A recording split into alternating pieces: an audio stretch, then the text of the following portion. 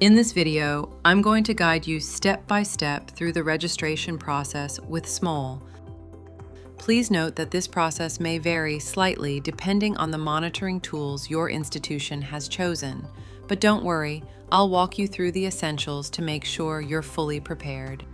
Before getting started, we recommend using Google Chrome as your default browser.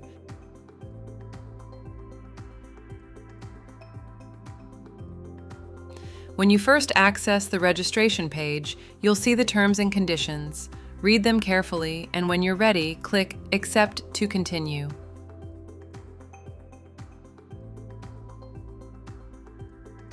Next, your browser will likely ask for permission to use your camera. Just click Allow. If you select Always Allow, you'll save yourself from having to do this again for future exams. After that, you'll be asked to take a photo of your face. Make sure you're well lit, centered in the frame, and that your face is clearly visible without any obstructions.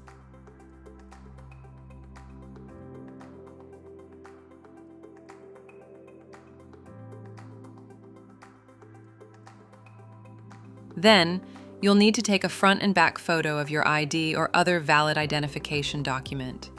Make sure the images are clear and easy to read.